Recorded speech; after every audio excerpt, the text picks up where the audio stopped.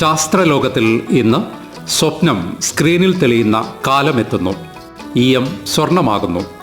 ശാസ്ത്രവിസ്മയം തുടരുകയാണ്. മാധ്യമപ്രവർത്തകനും ശാസ്ത്ര പ്രചാരകനുമായ സയൻസൺ പുന്നശ്ശേരി സംസാരിക്കുന്നു. ബ്രെയിൻ ചിപ്പ് കാലം, സ്വപ്നം പോലും ഇനി സ്ക്രീനിൽ തെളിയും. ഉറക്കത്തിൻ്റെ സുഷുപ്തിയിലെപ്പോഴോ കണ്ട സ്വപ്നം പൂർണ്ണമായും ഓർത്തെടുത്തിരുന്നെങ്കിലെന്ന് ആഗ്രഹിക്കാത്ത മനുഷ്യരുണ്ടോ? ചിന്തിക്കുന്നതെല്ലാം സ്ക്രീനിൽ തെളിയുന്ന കാലം വന്നെത്തിയെന്നാണ് ശാസ്ത്രലോകത്തു നിന്നുള്ള പുതിയ വിശേഷം.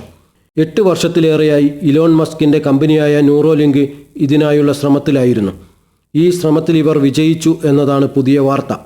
ആദ്യമായി മനുഷ്യൻ്റെ തലച്ചോറിൽ ബ്രെയിൻ ചിപ്പ് വിജയകരമായി ഘടിപ്പിച്ചെന്നും ചിപ്പ് പിടിപ്പിച്ച രോഗി സുഖം പ്രാപിച്ച് വരികയാണെന്നുമാണ് ഇലോൺ മസ്കി സമൂഹമാധ്യമമായ എക്സിലൂടെ പുറത്തുവിട്ട വിവരം.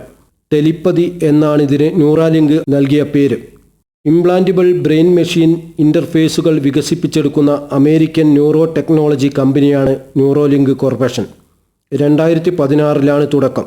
2020 മുതലാണ് തലച്ചോറിനെ കമ്പ്യൂട്ടറുമായി ബന്ധപ്പെടുത്തുന്ന സാങ്കേതിക വിദ്യ വികസിപ്പിക്കുന്നതിൽ ഇവർ കൂടുതൽ ശ്രദ്ധ ചെലുത്തിയത്. കുരങ്ങുകളിലാണ് ന്യൂറോലിങ്ക് പരീക്ഷണം ആദ്യം നടത്തിയത്. 2023 മെയ്യിലാണ് ബ്രെയിൻ ചിപ്പ് മനുഷ്യരിൽ ഘടിപ്പിക്കാനുള്ള സാങ്കേതിക അനുമതി ലഭിച്ചത്. പരീക്ഷണത്തിൻ്റെ ഭാഗമാകാൻ താൽപ്പര്യമുള്ളവരെ ന്യൂറാലിങ്ക് ആസ്ഥാനത്തേക്ക് ക്ഷണിച്ചിരുന്നു. മനുഷ്യരുടെ തലച്ചോറുമായി സാമ്യമുണ്ട് എന്നതുകൊണ്ടാണ് ആദ്യഘട്ട പരീക്ഷണം കുരങ്ങുകളിലാക്കിയത്. ചിപ്പ് ഘടിപ്പിച്ച കുരങ്ങുകൾ വെർച്വൽ കീബോർഡ് ഉപയോഗിച്ച് ടെലിപ്പതി ടൈപ്പിംഗ് നടത്തുന്ന ദൃശ്യങ്ങൾ കമ്പനി പുറത്തുവിട്ടിരുന്നു. ചിപ്പ് ഘടിപ്പിച്ച കുരങ്ങുകളിൽ ശാരീരിക അവശതകളുണ്ടായി. ശരീരത്തിൻ്റെ ഒരു വശം തളർന്നു പോകുന്നതായും തലച്ചോറിൽ വീക്കം വരുന്നതായും കണ്ടെത്തി. പരീക്ഷണം തുടരുന്നതിനെതിരെ അമേരിക്കയിലെ മൃഗസംരക്ഷണ പ്രവർത്തകർ രംഗത്തെത്തിയിരുന്നു. ബ്ലൂടൂത്ത് റിമോട്ടിനെ ടിവിയുമായി കണക്ട് ചെയ്യും പോലെ മനുഷ്യൻ്റെ തലച്ചോറിനെ യന്ത്രങ്ങളുമായി ബന്ധിപ്പിക്കാനുള്ള ശ്രമമാണ് ന്യൂറാലിങ്കിൻ്റേത്. 2020 പന്നികളിൽ ന്യൂറാലിങ്ക് ഉപകരണം സ്ഥാപിച്ച് ഇലോൺ മസ്ക് പ്രദർശനം നടത്തിയിരുന്നു. കാലിഫോർണിയയിലെ ആസ്ഥാനത്ത് നടന്ന പരിപാടിയിൽ 3 പന്നികളെയാണ് പ്രദർശിപ്പിച്ചത്. പന്നിയുടെ തലച്ചോറിൽ നിന്നുള്ള സിഗ്നലുകൾ വയർലെസ്സായി തൊട്ടടുത്തുള്ള കമ്പ്യൂട്ടറിലേക്ക് എത്തിച്ചു. 2024 ജനുവരി 30 ന്യൂറോലിങ്ക് ബ്രെയിൻ ചിപ്പ് വിജയകരമായി സ്ഥാപിച്ചത്. കമ്പനി തയ്യാറാക്കിയ നാനോ ഇലക്ട്രോ നാരുകൾക്ക് കൂടിയ അളവിൽ വിവരങ്ങൾ കൈമാറാനുള്ള ശേഷിയുണ്ട്. ഇതിൻ്റെ ഒരറ്റം ബ്രെയിൻ ചിപ്പുമായി ഘടിപ്പിക്കും. ഇലക്ട്രോ നാരുകളുടെ മറ്റേ അറ്റം തലച്ചോറിൻ്റെ നിശ്ചിത ഭാഗങ്ങളിൽ ഘടിപ്പിക്കും. ഇതെല്ലാം തലയൊട്ടിക്കുള്ളിൽ ഒതുക്കി വെക്കാൻ കഴിയും. പ്രത്യേകം തയ്യാറാക്കിയ റോബോട്ടാണ് ചിപ്പ് ഇംപ്ലാന്റ് തലച്ചോറിനുള്ളിൽ നടത്തുക. വയർലെസ്സായി ചാർജ് ചെയ്യാവുന്ന ബാറ്ററിയിലാണ് ചിപ്പിൻ്റെ പ്രവർത്തനം. ന്യൂറൽ സിഗ്നലുകൾ ചിപ്പ് പ്രോസസ്സ് ചെയ്യുകയും അവ വയർലെസ്സായി ന്യൂറോലിങ്ക് ആപ്ലിക്കേഷനിലേക്ക് അയക്കുകയും ചെയ്യും. ആപ്ലിക്കേഷനാണ് തലച്ചോറിൽ നിന്നുള്ള വിവരങ്ങൾ ഡീകോഡ് ചെയ്ത് പ്രവർത്തനങ്ങളാക്കുക. തുടക്കത്തിൽ തളർവാദം, അൽഷിമേഴ്സ്, പാർക്കിൻസൺ തുടങ്ങിയ നാഡീ സംബന്ധമായ രോഗങ്ങളുള്ളവർക്കാണ് ടെലിപ്പതി സാധ്യത പ്രയോജനപ്പെടുത്തുക.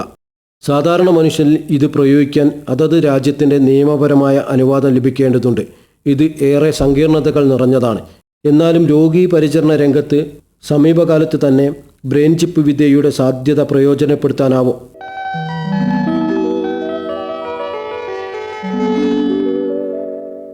ടിലിയോസ് സൂപ്പർനോവ വിസ്ഫോടനത്തിൻ്റെ അവശേഷിപ്പ്. നമ്മുടെ ഭൂമി ഉൾപ്പെടുന്ന താരാപഥമായ ക്ഷീരപഥത്തിൽ പൂർണ്ണമായും വൃത്താകൃതിയിലുള്ള ഒരു കുമിള പോലുള്ള വസ്തുവിനെ കണ്ടെത്തിയതായാണ് സമീപകാലത്തെ പ്രധാന ശാസ്ത്രവിസ്മയം. ഇതിൻ്റെ കാരണം കണ്ടെത്താനുള്ള തീവ്ര ശ്രമത്തിലാണ് ഗവേഷകർ. സൂപ്പർനോവ വിസ്ഫോടനത്തിന് ശേഷം ബാക്കിയായ ഒരു ഘടനയാണ് ഇതെന്നാണ് ഗവേഷകർ പറയുന്നത്. ടിലിയോസ് എന്ന് പേരിട്ടിരിക്കുന്ന ഈ ഘടന കണ്ടെത്തിയത് Australian square kilometre array path finder എന്ന ടെലസ്കോപ്പ് ഉപയോഗിച്ചാണ്. റേഡിയോ തരംഗങ്ങളിലൂടെ മാത്രം ദർശിക്കാവുന്ന ഘടനയാണ് ടിലിയോസ്. അതീവ പിണ്ഡമുള്ള നക്ഷത്രങ്ങൾ അന്തിമഘട്ടത്തിൽ എത്തിച്ചേരുന്ന അവസ്ഥയാണ് സൂപ്പർനോവ. എന്നാൽ ദ്രവ്യമാനം കുറഞ്ഞ നക്ഷത്രങ്ങളുടെ പരിണാമ പ്രക്രിയയുടെ അവസാന ഘട്ടമാണ് വെള്ളക്കുള്ളന്മാർ. വെള്ളക്കുള്ളന്മാരുടെ താപനില വേണ്ടത്ര ഉയർന്നാൽ ന്യൂക്ലിയർ ഫ്യൂഷൻ പ്രക്രിയ പുനരാരംഭിക്കും. 1000 കോടി വർഷം കൊണ്ട് സൂര്യൻ പുറത്തുവിടുന്ന ഊർജം ഒറ്റയടിക്ക് പുറത്തുവിട്ടുകൊണ്ടാണ് സൂപ്പർനോവ പൊട്ടിത്തെറിക്കുന്നത്. ഈ പൊട്ടിത്തെറിക്ക് ശേഷം സ്വർണം, വെള്ളി, യുറേനിയം തുടങ്ങിയ ഭാരമേറിയ മൂലകങ്ങളും സൃഷ്ടിക്കപ്പെടും. ഇതിൻ്റെ ഭാഗമായി ഷോക്ക് വേവുകൾ എന്നറിയപ്പെടുന്ന ഊർജ തിരകൾ ഉടലെടുക്കും. പുതിയ താരസൃഷ്ടികൾക്ക് ഇത് വഴിയൊരുക്കും. മൂലകങ്ങൾ പ്രപഞ്ചത്തിൽ വ്യാപിക്കാനും ഇത് ഉപകരിക്കും. അവസാനമായി ടെലിസ്കോപ്പുകളുടെ സഹായമില്ലാതെ ആകാശത്ത് നേരിട്ട് കണ്ട സൂപ്പർനോവ വിസ്ഫോടനം 1604 സംഭവിച്ചത്. ക്ഷീരപഥത്തിലെ ഒപ്പിയൂക്കസ് താരാപഥത്തിലാണ് ഇത് സംഭവിച്ചത്. ക്ലപ്പേഴ്സ് സൂപ്പർനോവ എന്നാണ് ഈ വിസ്ഫോടനം അറിയപ്പെടുന്നത്. അമിതമായ അളവിൽ പ്രകാശം പുറപ്പെടുവിക്കുന്ന സൂപ്പർനോവ വിസ്ഫോടനം സമീപകാലത്ത് ഇന്ത്യൻ ഗവേഷകർ കണ്ടെത്തിയത് 2021 ജൂലൈ 10-നാണ്. ടിലിയോസ് എന്ന് ഗവേഷകർ പേരിട്ട ടിലിയോസ് വലയം പ്രകൃതിദത്തമായി ഉണ്ടാകാൻ സാധ്യത കുറവാണ്. ഇത് ഒരു നക്ഷത്രമോ ഗ്രഹമോ അല്ലെങ്കിൽ മറ്റേതെങ്കിലും ആകാശവസ്തുവോ ആകാമെന്നാണ് ശാസ്ത്രജ്ഞർ സൂചിപ്പിക്കുന്നത്.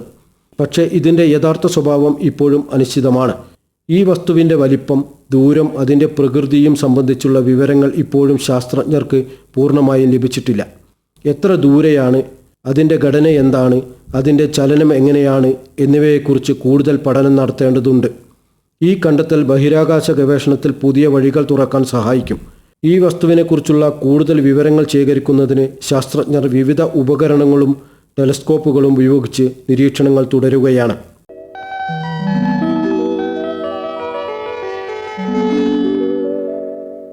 ഈയം സ്വർണ്ണമാകുന്ന കാലം. സ്വർണത്തിന് വില കുതിച്ചു കയറുമ്പോൾ അലൂമിനിയവും ഇരുമ്പുമെല്ലാം സ്വർണ്ണമായിരുന്നെങ്കിലെന്ന് ആശിച്ചു പോകുന്ന പലരും നമുക്കിടയിലുണ്ട്. എന്നാൽ അത് സാധ്യമാവില്ലെന്ന് നമുക്ക് അറിയുകയും ചെയ്യാം.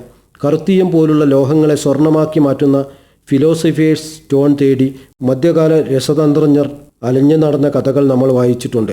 എന്നാൽ ഈയത്തിനെ സ്വർണ്ണമാക്കാമെന്നത് സ്വപ്നമോ ആശയോ മാത്രമായി അവശേഷിക്കില്ലെന്നാണ് ശാസ്ത്രരംഗത്തു നിന്നുള്ള പുതിയ വാർത്തകൾ നൽകുന്ന സൂചന. ലാർജ് ഹൈഡ്രോൺ കൊളൈഡർ ഉപയോഗിച്ച് ലെഡിനെ സ്വർണ്ണമാക്കി മാറ്റിയെന്ന വാർത്തകൾ ശാസ്ത്രലോകത്തെ അത്ഭുതപ്പെടുത്തിയിരിക്കുന്നു. പ്രോട്ടോൺ കണങ്ങളെ 27 കിലോമീറ്റർ ചുറ്റളവുള്ള സഞ്ചാരപഥത്തിൽ വിപരീത ദിശകളിൽ പ്രകാശവേഗത്തിൽ പായിച്ച് കൂട്ടിയിടിപ്പിക്കാനുള്ള ഉപകരണമാണ് ലാർജ് ഹൈഡ്രോൺ കൊളൈഡർ. ഇലക്ട്രോൺ നീക്കം ചെയ്ത് പ്രോട്ടോൺ മാത്രമുള്ള ഹൈഡ്രജൻ കണങ്ങളുടെ ബീം കൊളൈഡറുകൾക്കുള്ളിലേക്ക് കടത്തിവിടുന്നു. ഈ പ്രോട്ടോണുകൾ പ്രകാശവേഗത്തിൻ്റെ 99.99999% വേഗത്തിൽ കൊളൈഡറിൻ്റെ 4 കേന്ദ്രങ്ങളിൽ കൂട്ടിയിടിപ്പിക്കുന്നു. സെക്കൻഡിൽ 6000 ലക്ഷത്തോളം വരുന്ന ഈ കൂട്ടിയിടികൾക്ക് ശേഷം ദൈവത്തിൻ്റെ കണം എന്ന് വിശേഷിപ്പിക്കാവുന്ന പരമാണു കണങ്ങൾ രൂപപ്പെടുമെന്നാണ് ശാസ്ത്രജ്ഞർ കരുതുന്നത്. European organisation for nuclear research ജനീവയിൽ സ്ഥിതി ചെയ്യുന്ന ലോകത്തിലെ ഏറ്റവും വലിയ കണികാ ഭൗതിക ശാസ്ത്ര ഗവേഷണശാലയാണ്. ഇവിടുത്തെ ലാർജ് ഹൈഡ്രോൺ കൊളൈഡറിൽ നടന്ന പരീക്ഷണങ്ങളിൽ ഈയമാറ്റങ്ങളെ പ്രകാശത്തിൻ്റെ 99.99993% വേഗതയിൽ കൂട്ടിയിടിപ്പിക്കുകയുണ്ടായി. ഈ അതിശക്തമായ കൂട്ടിയിടികളുടെ ഫലമായി ഏകദേശം 86 ബില്യൺ സ്വർണ്ണ ന്യൂക്ലിയസുകൾ സൃഷ്ടിക്കപ്പെട്ടു എന്നതാണ് ശാസ്ത്രജ്ഞർ വെളിപ്പെടുത്തുന്നത്. ആവർത്തന പട്ടികയിൽ സ്വർണവും ഈയവും അടുത്തടുത്താണ് സ്ഥിതി ചെയ്യുന്നത്. ഒരു സ്വർണ്ണ ആറ്റത്തിൽ 79 പ്രോട്ടോണുകളും ഈയമെന്ന് വിളിക്കുന്ന ലെഡ് ആറ്റത്തിൽ 82 പ്രോട്ടോണുകളുമാണുള്ളത്. അതായത് ലെഡ് ആറ്റത്തിൽ നിന്ന് വെറും 3 പ്രോട്ടോണുകളും കുറച്ച് ന്യൂട്രോണുകളും മാറ്റിയാൽ അതിനെ സ്വർണ്ണമാക്കി മാറ്റാൻ സാധിക്കും. സാധാരണ രാസപ്രവർത്തനങ്ങളിലൂടെ ഒരു മൂലകത്തെ മറ്റൊരു മൂലകമാക്കി മാറ്റാൻ സാധ്യമല്ല. കാരണം രാസപ്രവർത്തനത്തിൽ ഇലക്ട്രോണുകളുടെ വിന്യാസത്തിലാണ് മാറ്റങ്ങൾ സംഭവിക്കുന്നത്, അല്ലാതെ ആറ്റത്തിൻ്റെ ന്യൂക്ലിയസിലല്ല. എന്നാൽ കണികാ ഓസിലേറ്ററുകളിൽ നടക്കുന്ന അതിശക്തമായ കൂട്ടിയിടികളിൽ ന്യൂക്ലിയസിൽ മാറ്റം വരുത്താൻ സാധിക്കും. ഈ പ്രക്രിയയെ ന്യൂക്ലിയർ ട്രാൻസ്മ്യൂട്ടേഷൻ എന്ന് വിളിക്കുന്നു. ലെഡ് അയോണുകൾ കൂട്ടിയിടിച്ചപ്പോൾ ഉയർന്ന ഊർജം കാരണം ചില ലെഡ് ന്യൂക്ലിയസുകൾക്ക് പ്രോട്ടോണുകൾ നഷ്ടപ്പെടുകയും അവ സ്വർണ്ണ ന്യൂക്ലിയസായി മാറുകയും ചെയ്തു. ഈ സ്വർണ്ണ ന്യൂക്ലിയസുകൾ വളരെ ചെറിയ അളവിലും വളരെ കുറഞ്ഞ സമയത്തേക്കുമാണ് നിലനിന്നത്. ഈ കണ്ടുപിടുത്തത്തിന് ചില പരിമിതികളുണ്ട്. LHCയിൽ സൃഷ്ടിക്കപ്പെട്ട സ്വർണത്തിൻ്റെ അളവ് വളരെ കുറവാണ്. അത് വളരെ ചിലവേറിയ പ്രക്രിയയാണ്. കൂടാതെ സൃഷ്ടിക്കപ്പെട്ട സ്വർണം താൽക്കാലികമായി മാത്രമേ നിലനിൽക്കൂ. അതിനാൽ വ്യാവസായിക ആവശ്യങ്ങൾക്കായി കറുത്തീയം സ്വർണ്ണമാക്കി മാറ്റാനുള്ള സാധ്യത നിലവിൽ വളരെ അകലെയാണ്. എന്നാലും വിദൂര ഭാവിയിൽ ഈയം സ്വർണ്ണമാകുന്ന കാലം വരാതിരിക്കില്ല. ഈ പരീക്ഷണം ന്യൂക്ലിയർ ഭൗതികശാസ്ത്ര രംഗത്തെ ഒരു സുപ്രധാന മുന്നേറ്റമാണ്. മൂലകങ്ങളെ മാറ്റാനുള്ള നമ്മുടെ കഴിവിനെക്കുറിച്ചുള്ള കൂടുതൽ പഠനങ്ങൾക്ക് ഇത് വഴി തെളിയിക്കും. ഭാവിയിൽ കൂടുതൽ കാര്യക്ഷമമായ സാങ്കേതിക വിദ്യകൾ വികസിപ്പിച്ചെടുക്കുന്നതിലൂടെ ഒരു ലോഹം മറ്റൊരു ലോഹമായി മാറ്റപ്പെടാതിരിക്കില്ല.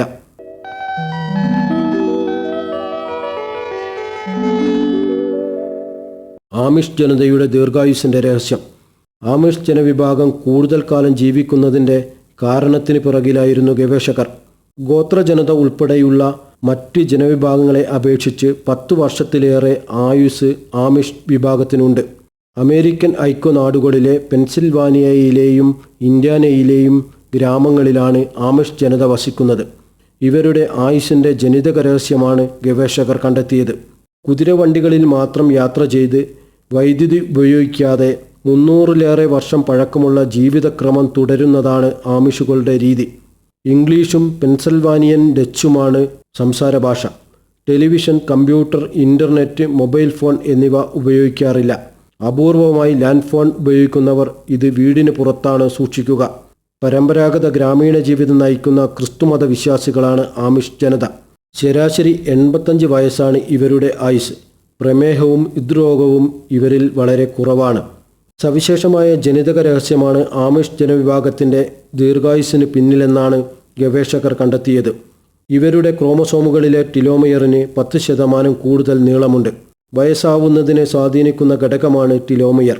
അമേരിക്കയിൽ ജനിതകമായും സാംസ്കാരികമായും ഒറ്റപ്പെട്ട് ജീവിക്കുന്ന ആമിഷ് ജനവിഭാഗത്തിൽ മാത്രമാണ് ഇത്തരം ജനിതക വ്യതിയാനം കാണപ്പെടുന്നതെന്ന് ഗവേഷണത്തിന് നേതൃത്വം നൽകിയ ഇലിനോയ്സ് നോർത്ത് വെസ്റ്റേൺ സർവകലാശാല പ്രൊഫസറും ഹൃദ്രോഗ വിദഗ്ധനുമായ ഡഗ്ലസ് വോൻ നിരീക്ഷിക്കുന്നു. താഴ്ന്ന രക്തസമ്മർദ്ദവും അയവുള്ള രക്തധമനികളുമാണ് ഇവർക്കുള്ളത്.